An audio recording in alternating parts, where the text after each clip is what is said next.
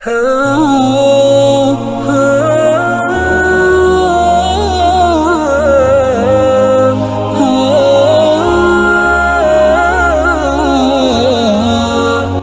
زمانہ تھا، شریف مکہ کا دور تھا، اعلیٰ حضرت حج پہ گئے۔ ہندوستان کے بہت بڑے شاعر تھے، وہ بھی حج پہ گئے ہوئے تھے۔ پرانی تصویر اگر کسی کے پاس ہو، گنبد خضرا کے پاس 2 کھجور کے درخت تھے، اب تو نہیں ہے، تعمیری ضروریات کی وجہ سے ان کو ہٹا دیا گیا۔ تو شاعر نے اپنے انداز میں ایک تخیل باندھا اور اس نے کہا، کب ہیں درخت گنبد شہ والا کے سامنے، کب ہیں درخت گنبد شہ والا کے سامنے، مجنوں کھڑے ہیں خیمہ لیلا کے سامنے۔ لوگوں نے کہا، واہ واہ، کمال کر دی، کیسا تخیل باندھا، بڑی داد پائی نا لوگوں سے۔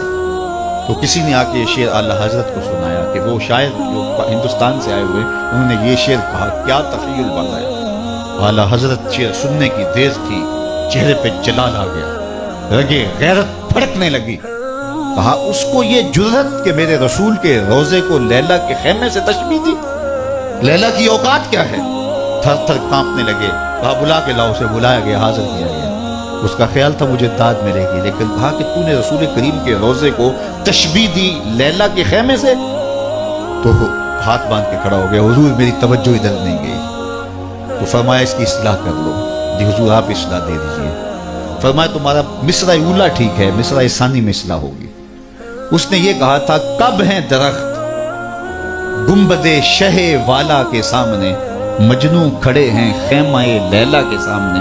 تو اعلیٰ حضرت نے اصلاح دی، کب ہیں درخت گنبد شہ والا کے سامنے، قدسی کھڑے ہیں عرش معلیٰ کے سامنے، قدسی کھڑے ہیں عرش معلیٰ کے سامنے۔ سخن و شاعری شہر یار اپنی جگہ، نعت کہنے کو احمد رضا چاہیے۔ تو کعب بن زہیر، انہوں نے کیا کہا، ان رسول لنور یستضاء بہ محند سیف من سیوف الہند مسلول۔ حضرت کعب بن زہیر نے وہاں کھڑے کھڑے حضور کی شان میں ایک طویل قصیدہ جو بانت سعاد کے نام سے معروف ہوا۔ جب یہ قصیدہ پڑھ چکے تو آقا کریم علیہ السلام نے اپنی چادر اتار کے کعب بن زہیر کو دے دی۔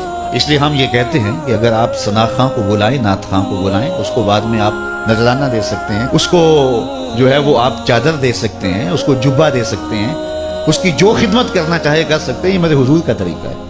لیکن یہ تماشا نہ لگائیں، یہ برستے ہوئے نوٹ اور پھر یہ جو رنگ ڈھنگ ہمارے سٹیجوں کے اوپر ہوتا ہے، اور جس شعر پہ نوٹ آ رہے ہوتے ہیں وہ شعر بھی 6 بار پڑھا جاتا ہے۔ وہ کہتے ہیں یہ شعر چودھری صاحب کے نام، اور سارے شعر حضور کے نام۔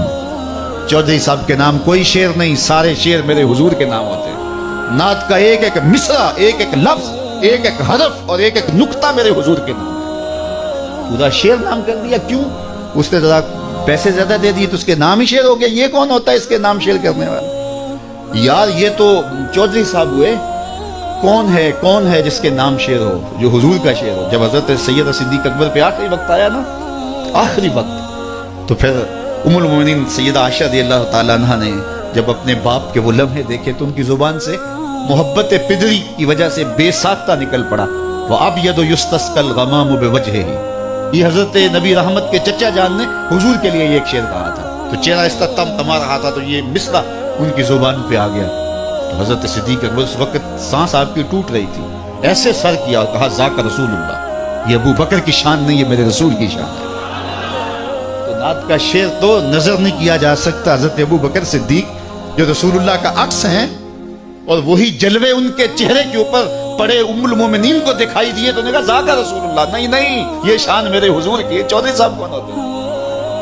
لیکن اللہ برا کرے دولت کی محبت کا، اس نے عقیدے چھین لیے، قدریں پامال کر دی۔